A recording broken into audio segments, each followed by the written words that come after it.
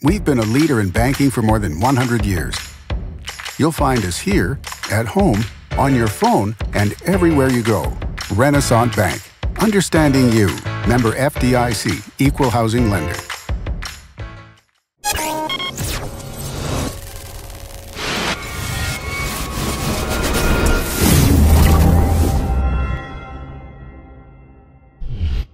Sponsored by Renaissance Bank. Good morning and welcome to Newsbreak for Monday, July 17th. I'm Derek Russell. First on today's show, we'll take a look at the weather underground forecast.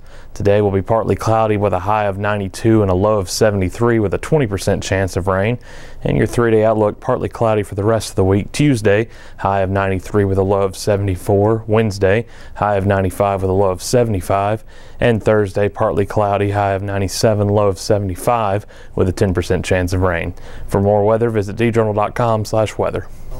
Sunday marked the BancorpSouth Arena's 853rd major event, but before Dwight Yoakam took the stage, an array of bands from Bob Dylan to Reba McEntire have already stood before the arena's patrons. The $16.5 million facility was built on the grounds of the former Tupelo downtown mall.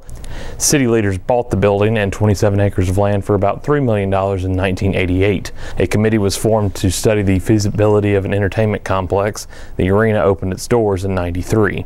Arena Executive Director Todd Hunt credited the arena's success to 3 factors: the location between New Orleans and Nashville, the relationships of staff with people in the entertainment industry, and the dedication of local patrons. The arena became even busier when it added the nearby conference center in 2014.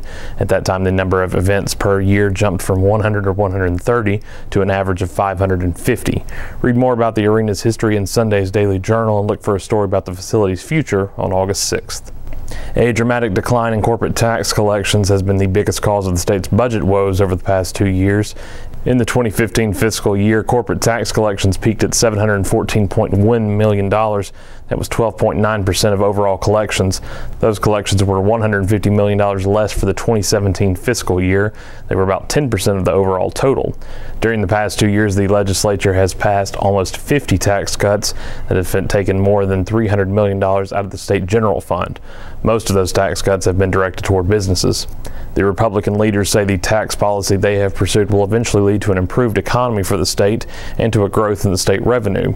Many Democrats say the tax cuts are to blame for the loss of revenue. The first 2 tenants have committed to a new Fairpark development announced last week by city leaders. Ross and Yerger will relocate its downtown Tupelo office on South Broadway to what will be called Fairpark Towers. Joining the Jackson-based insurance company will be Century Construction and Realty Incorporated.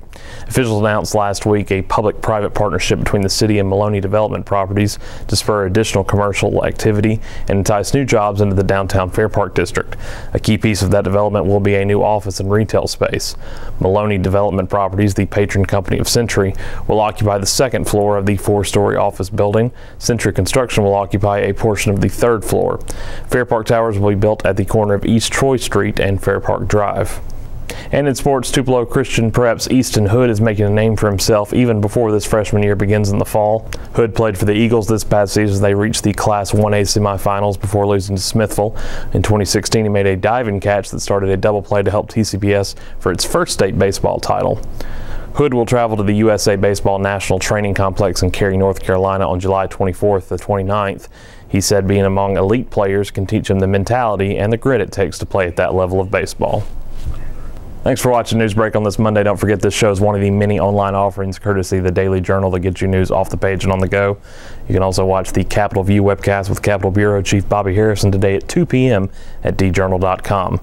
Each story discussed today on Newsbreak can be found in your Daily Journal or online at djournal.com, where you can find a new episode of Newsbreak each weekday at 7 a.m. Thanks for joining us. I'm Derek Russell.